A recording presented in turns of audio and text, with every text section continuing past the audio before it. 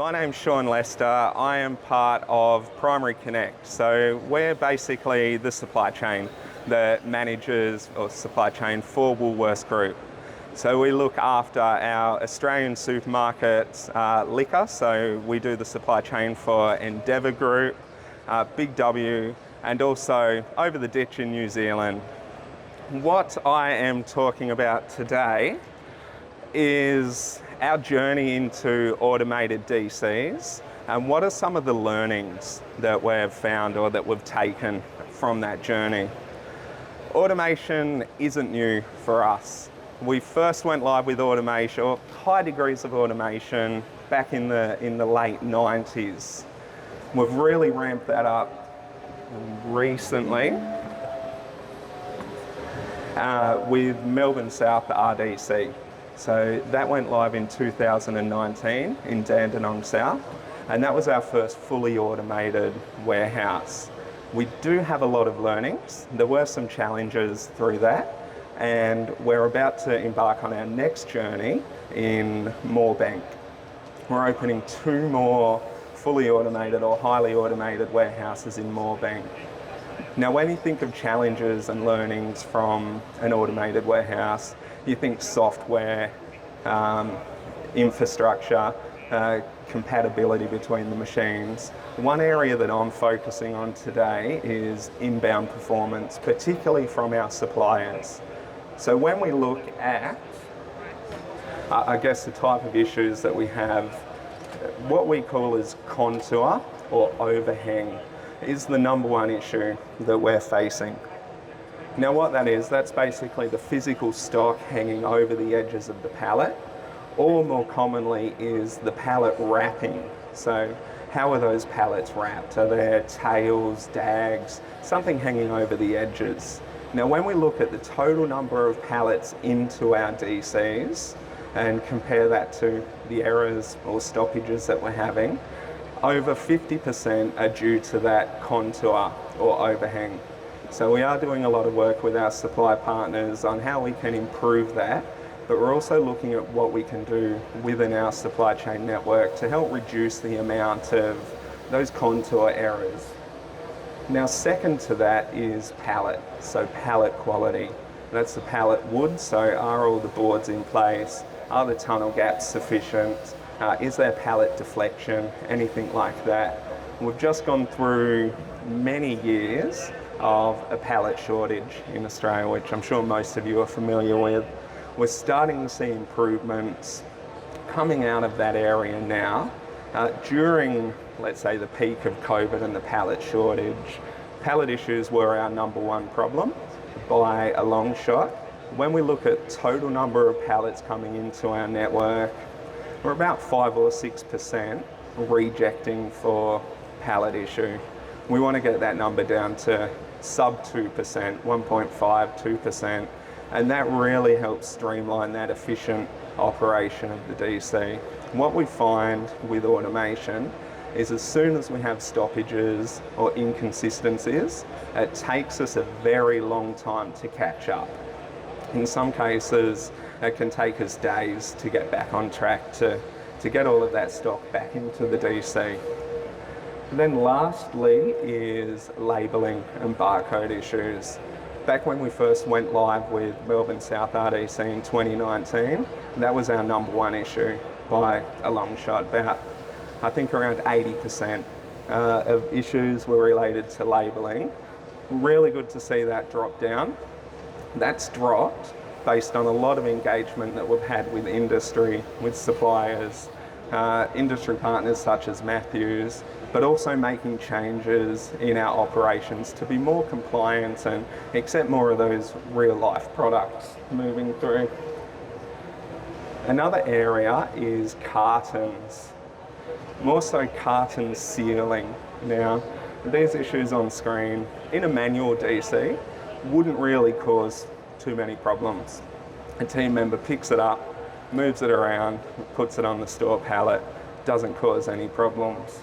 What we'll find with automation, as soon as we have something like a cardboard flap has popped open, the machines stop. As soon as we have sticky tape around the pallet, We can't delayer it. We're picking cartons differently now.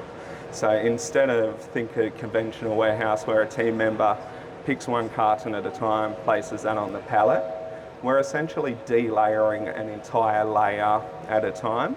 That's using a combination of suction and pressure. So vacuum head comes down, sucks to the top of the carton, and we use light bezels for pressure on the sides.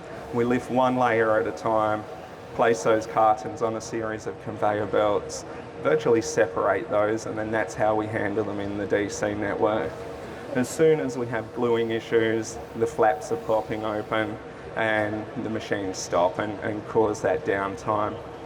One really interesting issue that started to pop up is around how the cartons are sealed, mostly with tape.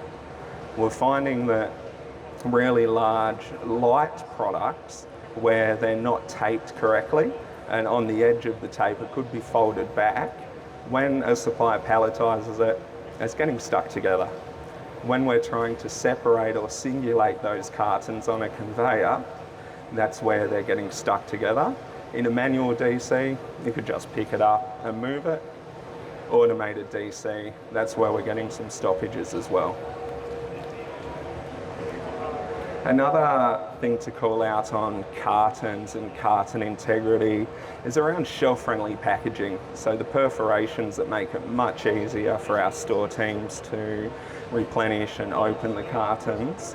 What we're finding is if we're double stacking in transport or the cartons are just not strong enough to withstand the weight above it, we're getting a bit of crushing, compacting. The cartons are bowing out slightly. Again, in a manual warehouse, that would cause no issues or no problems. But in automation, these are the type of things that are causing trouble. And these are some of the things that we're working with our suppliers and particularly transport carriers in this instance to see what we can do differently in terms of transport. Do we need to think about more mezzanine transport or something along those lines to really reduce the amount of crushing? Another area is wrapping the pallets and having the tension too tight that it's starting to cause basically the edges of the carton to crush and get crushed in on the corners. That in itself does cause those dimension errors, and when we start picking the cartons at that carton level with our automation, that's where they're going into error. We need a flat base and a flat top to be able to build those store-ready pallets in that correct order. But what we're finding is that over-tension of the wrap is causing those issues. Now, labelling, I just wanted to talk a little bit more about this. So when we look at the reliance of barcodes and labels, we have two key areas for supply chain. We have our SSCC, or pallet labels. So this is where the majority of the label issues were identified. In our DCs, we unload the truck and place the pallets on an automated in-feed conveyor belt, and then that automation scans the pallet label, scans the GTIN on the carton and verifies where we're at. We're sitting at about 2.5% error rate for that now. Early days it was well over 30%. So there has been a really, really big improvement. It is one of the easiest things to get wrong, but equally one of the easiest things to get right, and we've kind of proven that our suppliers are now well ahead on that journey, and they are doing the right thing in labelling. In addition to print quality issues, we do find a lot of label setup issues or incorrect symbologies of the barcodes. As we're working with our suppliers and educating the industry more and more, those issues are really falling away, and it's mostly just print quality concerns that we're having at the moment. Then when we're looking at the GTIN or the carton barcodes, we scan those a bit further on in our process after we've received the pallets, and we're really singulating them, working at a carton level.